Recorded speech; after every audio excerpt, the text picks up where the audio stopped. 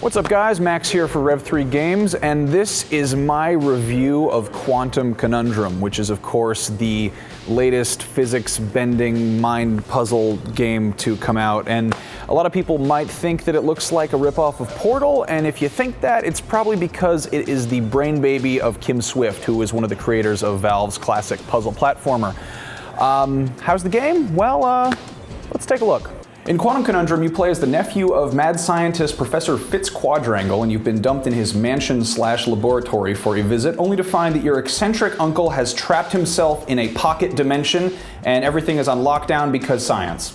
So in order to find him, you've got to put on an interdimensional shift device, or IDS glove. This device allows you to traverse dimensions at will, changing the very properties of the world around you in order to solve physics puzzles, impeding your way to save Professor Quadrangle. Like Portal, it's a fairly simple set of core mechanics that make for some interesting gameplay, but also like Portal, what makes it truly engrossing is the amount of style and personality it has on top of that.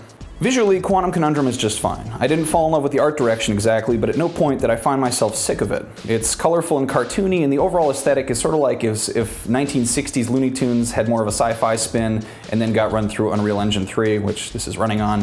If Portal is WALL-E, then Quantum Conundrum is like Despicable Me meets Monsters, Inc. I couldn't help but think of how much this game is going to click with the Reddit community's particular brand of nerdy humor. There are cats in top hats, there are monocles, framed pictures of mustaches, bacon, bad puns, and more science jokes than I could count. Throughout the game, Professor Quadrangle's disembodied voice offers commentary on your performance and clues for how to progress through the game. He's played by John Delancey, who Star Trek fans might recognize from his role as Q. His commentary is occasionally condescending, though never truly mean-spirited, and he periodically shares quirky anecdotes about his scientific misadventures. Nice job. No, not really. As far as any other characters go, it's really just Ike, which is short for Interdimensional Kinetic Entity, who is Professor Quadrangle's mischievous pet, and he shows up periodically throughout the game for adorable comic relief and occasionally to give you batteries for your IDS glove. Now, the purpose of the IDS glove is to let you shift between 4 different dimensions. You've got no time or usage limitations on each dimension, and the batteries to the glove really just are used to unlock the different dimensions in each level. 2 of the 4 dimensions affect matter itself. There's fluffy space, which makes everything take on the properties of fluffy white pillows, allowing you to lift even the heaviest objects. And then of course there's heavy space, which makes everything extra dense. A normally flammable couch is now able to block a laser beam, and a small cardboard box now becomes heavy enough to shatter a window.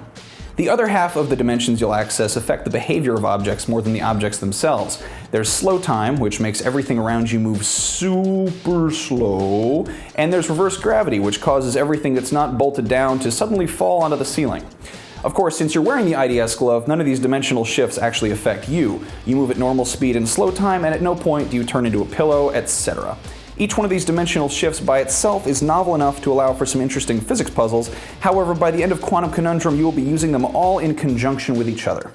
Anyone who complained about the Portal games being too easy is bound to eat this game up. However, if you're looking for a low-key romp that won't stress you out, you might be taken by surprise. Quantum Conundrum puts a lot of emphasis on well-timed platforming in addition to puzzling. Of course, the age-old problem with platforming in first person is the inability to see one's feet, which can be mildly annoying when it causes you to fail at jumping from platform to platform, but it's downright infuriating when you're attempting to jump from a flying metal couch as it passes through lasers while you shift into slow motion to land on a nearby airborne coffee table.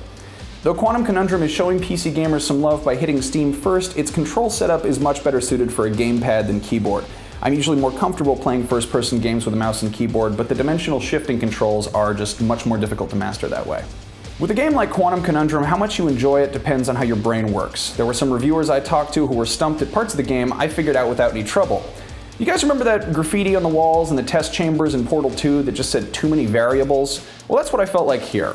I'm sure the big question for a lot of people will be, is it better than Portal? To which I would say no, but which is open to discussion. Portal took an extremely simple mechanic and did as much with it as it could, and it did it really well. Quantum Conundrum takes 4 mechanics and has you mixing and matching them with varying degrees of success. At times, it does it absolutely brilliantly, and at other times, it just feels like trial and error.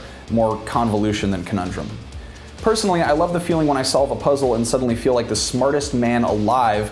What I don't love is when I solve a puzzle cognitively, but then I'm not able to complete it because I suck at jumping at the right time. Again, that's my problem, but it's a problem I didn't expect to have going into a Portal-esque puzzle game.